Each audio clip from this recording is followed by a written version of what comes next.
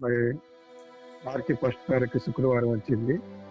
మరి మోజసాయి గారు అయ్యా ఈరోజు మరి శుక్రవారం ప్రార్థన ఉంది, బ్రదర్ ఏకీభవిస్తారా ప్రార్థనలోనని అయ్యారు అడిగారు.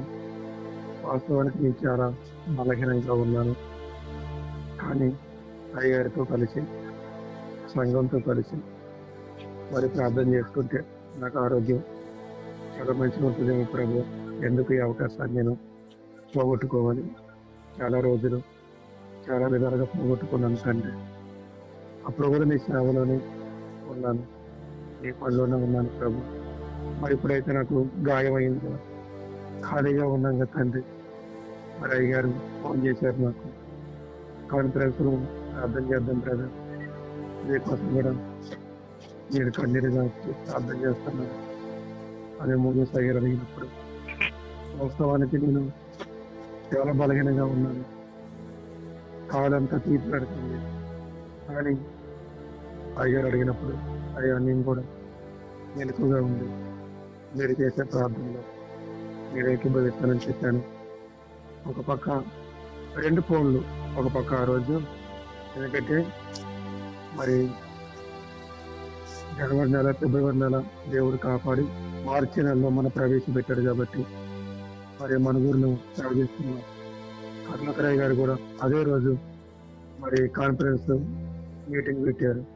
అయ్యగారు కూడా 10 గంటల నుంచి 2 గంటల వరకు పెట్టారు. 2 ఫోన్లు నేను దగ్గర పెట్టుకున్నా, 2 ఫోన్లు దగ్గర పెట్టుకొని అయ్యగారి మాట కాదనలేదు, ఇంకొక పాస్టర్ గారి మాట కాదనలేదు. మెలకుగా ఉండి అయ్యగారితో ఏకీభవిస్తూ ప్రార్థన చేసుకున్నాను. నిజంగా దేవుని కృప, దేవుని సన్నిధి ఎంతో నాకు తోడుగా ఉంది. ఎప్పుడైతే ప్రార్థన శుక్రవారం నుంచి నేను చేసుకున్నానో మళ్ళీ ఈ శుక్రవారం రోజు ఇదే రోజు మళ్ళీ నేను నాకు మొన్న బుధవారం కుట్లిప్పారు కాలు. డాక్టర్ గారు అన్నారు పర్వాలేదు, కొంచెం కొంచెం కాలు కింద పెట్టి ఆనిస్తూ ఉండు, అనే పని మీకు తగ్గిపోతుంది అన్నారు. చాలా విచిత్రంగా ఉంది పాస్టర్ గారు, తొందరగా మీకు లైవ్ అయిపోయినట్టుగా అనిపిస్తుంది అని డాక్టర్ గారు మన బుధవారం అన్నారు. చాలా సంతోషం అనిపించింది. స్టిక్ కూడా పట్టుకోవసరం లేదు, మామూలు నడుము ఏం కాదు, నేను ఉన్నాను కదా అని డాక్టర్ గారు అన్నారు. కానీ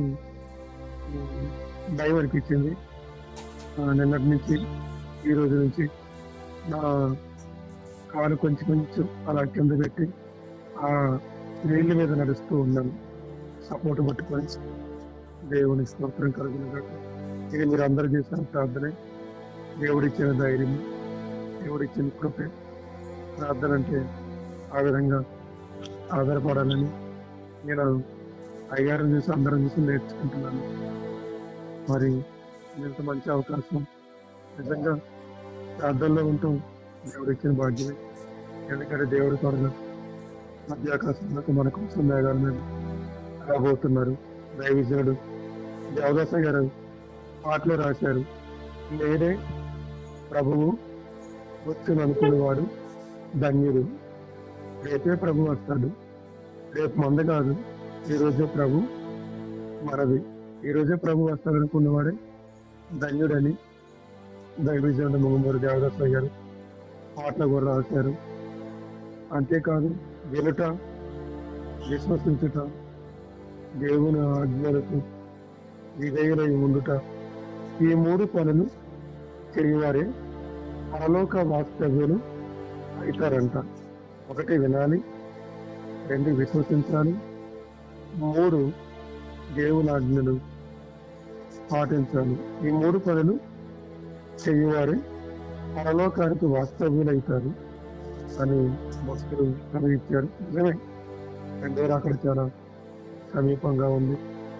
ఎక్కడ చూసిన అలజడులు, ఎక్కడ చూసిన తెగుళ్ళు, ఎక్కడ చూసిన మరణాలు, వాక్యం కూడా కరువైపోయే రోజులలో ఉన్నాము. అందుకే దేవుడు సమయం ఉండగానే సమృద్ధిగా దేవుడు వాక్యాన్ని వినాలి, హృదయంలో అలకృతి రాసుకోవాలి దేవుడి వాక్యాన్ని. అది నెమరు వేసుకుంటూ రెండో అక్కడికి సిద్ధపడదాం. పోయిన శుక్రవారం నుంచి ఈ శుక్రవారం వరకు ప్రభు మనల్ని దాచి కాచి కాపాడుకుంటూ వచ్చాడు. ఆయన బలము, ఆయన ఆత్మ, ఆయన శక్తి మనకి ఇచ్చాడు. దేవుడికి స్తోత్రం కలుగును గాక. ఈ చిన్న సాక్ష్యం నా మనసులో ఉంది. అది ఎవరు చెప్పిన తర్వాత నేను చెప్పాలని దేవుడు నాకు ప్రేరేపించాడు. దేవుడికి స్తోత్రం కలుగును గాక. అందరికీ మరణాత వందనం. థ్యాంక్ యూ గారు, చాలా వందనాలు అయ్య గారు. చక్కటి సాక్ష్యం. మరి త్వరగా కోలుకునేలాగా పోయిన వారం నుంచి ఈ వారం వరకు దేవుడు త్వరగా స్పీడ్గా రికవర్ అయ్యి కోలుకునేలాగా దేవుడు ఎంతగానో సాయం చేశారు. మరి మనమందరూ కూడా పోయిన వారం ప్రార్థించాము. ప్రతిరోజు కూడా కూర్చున్న వాళ్ళందరూ కూడా ప్రార్థిస్తున్నారు. వ్యక్తిగతంగా నేను కూడా ప్రార్థిస్తున్నాను.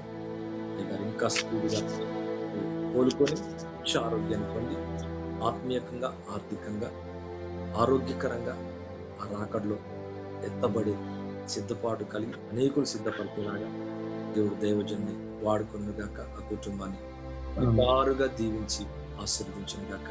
థ్యాంక్ యూ అయ్య గారు. God bless you. Thank you అయ్య గారు. Thank you.